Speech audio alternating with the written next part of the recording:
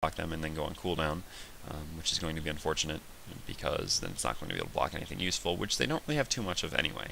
So this is why Nullstone, which I would normally go, is just not extraordinarily helpful here. Defense Shaman looks to be alone, so we're actually going to hope to pick him off. Yeah, here comes the Bubbles in with us. Not much else to say there. We can't really kill Armadon, so we're not going to put too much pressure on him. But yeah, so as I was saying, I just don't really know what I'm going, so I really probably should try to thought about this already preemptively, but I just wasn't. So basically, I mean, what it is to say is I wasn't thinking, which is never good. So I eventually decided to go with the sheep stick, just because it's another pretty good item, and there's no reason not to get it since there's nothing else. So we're just kind of trying to stay in back position here. We don't want to get damaged too much. Our tree throws out decent ult, so we're going to try to throw out our ult. We hit the Torture and the Bombardier. Didn't hit the Armadon, but that's not that big of a deal. We might have been able to kill him if we'd hit him with them, but not necessarily. We hit the squishier heroes anyway, which is important. As I said, we can set up some pretty good ultimates with Tree's ult or Bubbles ult. So that was a good situation. As you can see, we're kind of always just playing back. We're definitely never blinking in too early. Hag is not really initiation. She can be an initiation on like ganking one, maybe two heroes, but she's definitely not an initiation in a team fight. So blinking in is just going to get you, and then maybe your team killed if they follow you. So it's always important to make sure to be very cautious with your blink-ins, because as pointed out earlier, once you blink in, you cannot blink out. Our team's kind of pressuring this tower here. We went back to get a rune. Maybe we should have pushed the tower with them. That probably would have been better. But getting runes is pretty important too. Armadon's here. We're definitely not going to pop the haste and try to do anything to him, because again, he's an Armadon. What are we going to do? And for the record, his spines or quills speed is ridiculous now. Not that I think it makes him overpowered or anything, I just think it looks ridiculous. But I understand for gameplay factors it's better. He actually destroys our eye here, so I'm kind of a little annoyed by that. And I do pop my haste, probably for no good reason, because again, he's an Armadon. What am I going to do? Yeah, so basically just end up hasting and then going and killing creeps, which is a pretty big waste of haste. Shouldn't have used it there. Maybe hoping this Dark Lady would run up, but she didn't, so yeah. Which is a wasted haste. Have enough money to go buy my Mystic Staff, maybe it's called that. 2,700 int item from the secret shop, so I should probably go buy that now, but since I have haste, I figure I might as well use it. Go check their neutrals real quick.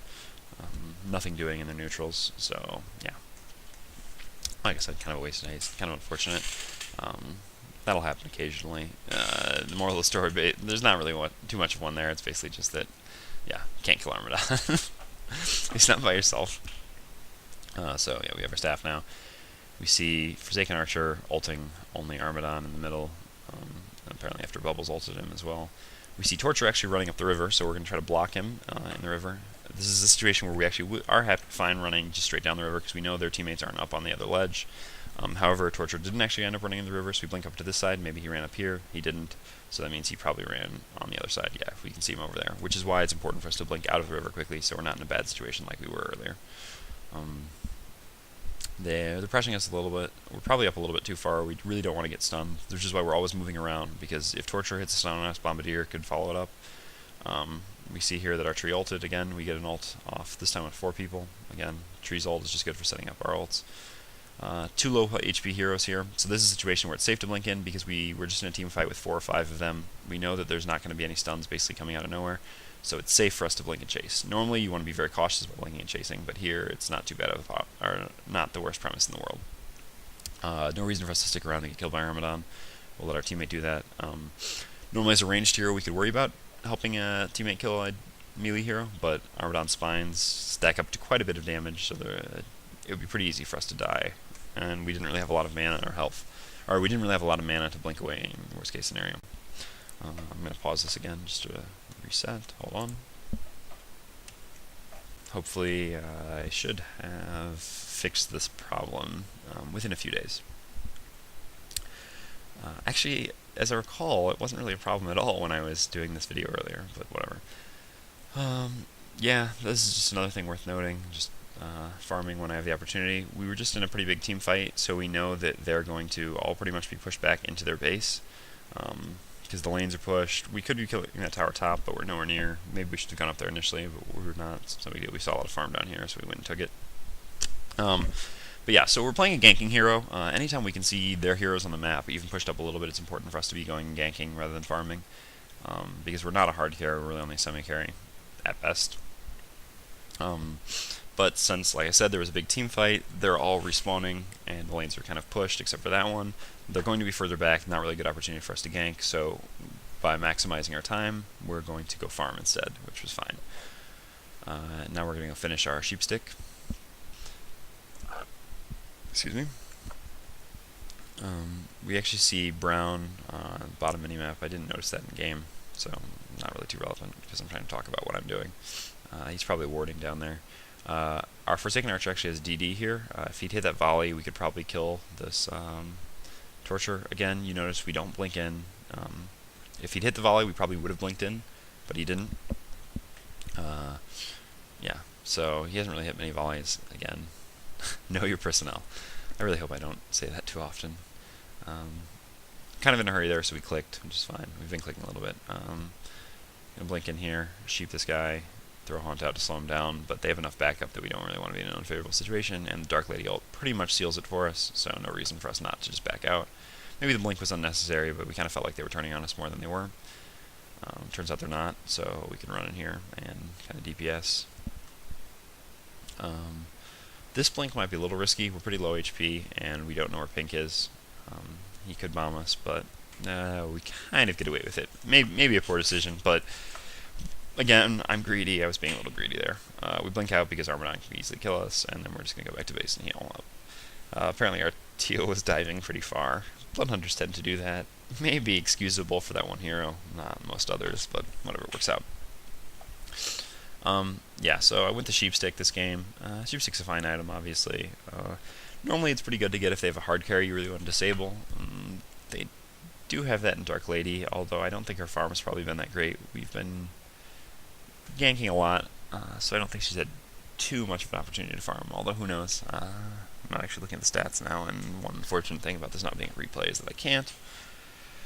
So we're deciding on our next item. For all the reasons that Nullstone is not good, a Shrunken Head would actually be quite good. It would stop all the Torturer damage, stop the Bombardier damage, stop some damage on the stuff, etc. So it looks pretty good. It's just nice to have some sort of magic immunity to be able to run around in a team fight. So we're going to go for that. So we get the Warhammer for it.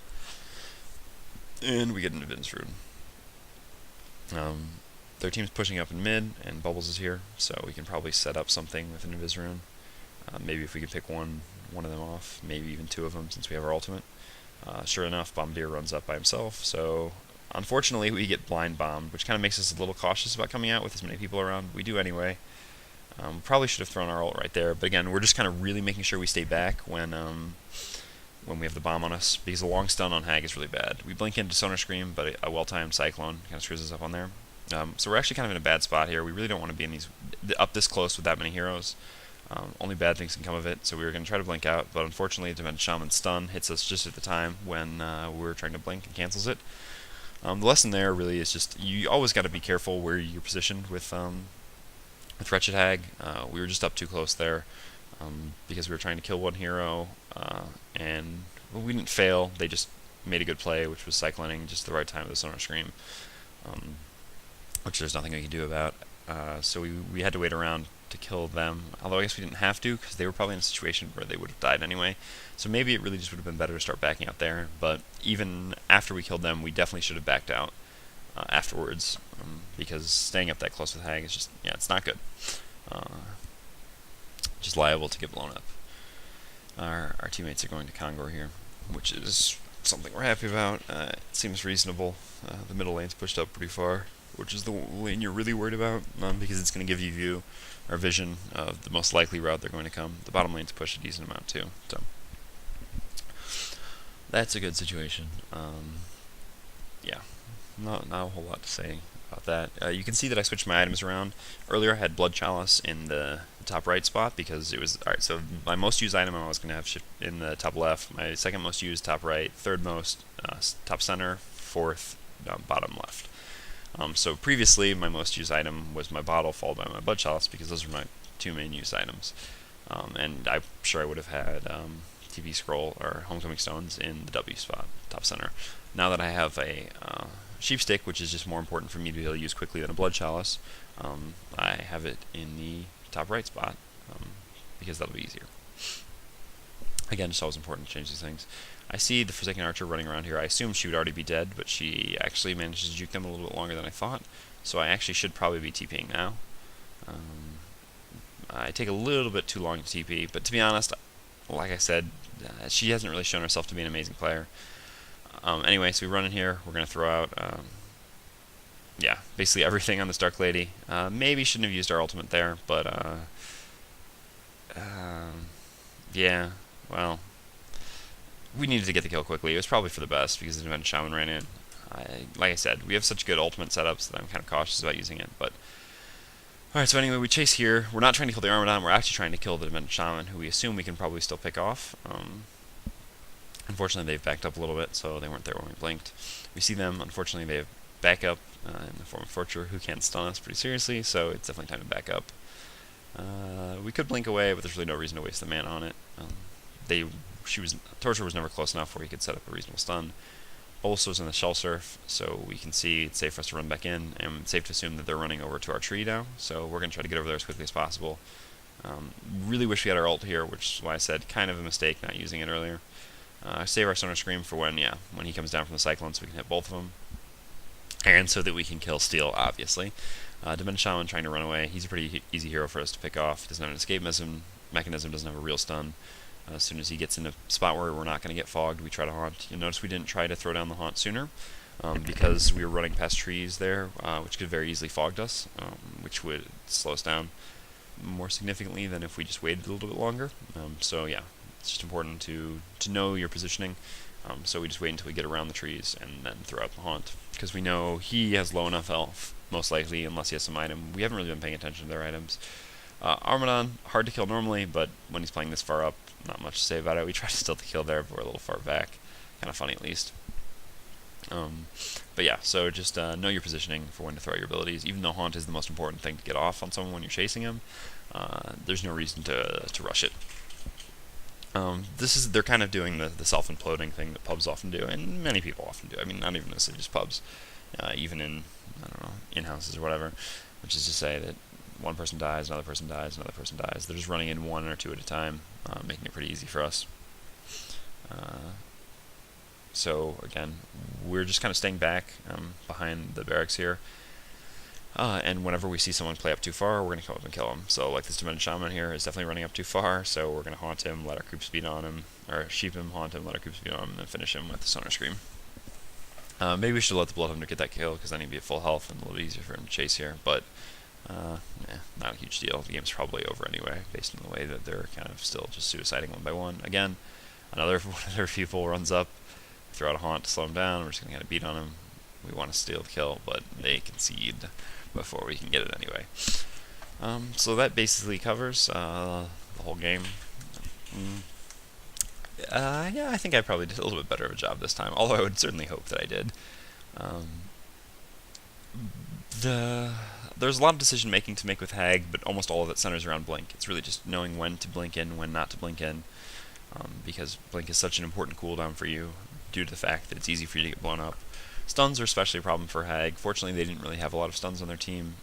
I mean, they have 2 real stuns in Bombardier and Torture, and then kind of 1 quasi-stun with Dimension Shaman. Silences are also bad, so the Dark Lady silence is kind of rough for us. But it's not impossible to play around Dark Lady with Hag, especially since we got the Sheep Stick, which kind of really helps with that situation. Just kind of, looking at the stats screen here, not really a whole lot to point out, other than the fact that our Forsaken Archer was going for an Assassin's Shroud, which is definitely not something I condone. Yeah, so that's basically all I really had to talk about for this game. Yeah, I don't know. We had pretty decent team synergy with our ultimates. Hag's a good hero. We had fun ganking, etc. Hag's always a fun hero to play. That's certainly true. Unless you blink in too much and die, which again just comes down to the number 1 decision-making process that you have to make with Hag. So if there's anything else, please let me know in the comments. I would love feedback as usual. Let me know what I'm doing wrong. I'm sure I'm still doing a few things wrong and would love some help. Again, I'm sorry for the site lag and desync issues that probably occurred. I'm doing my best to work on those now and should hopefully, cross my fingers, be fixed soon enough. So yeah, that's basically all I've got. Thanks guys, and hope to hear from you soon. Bye.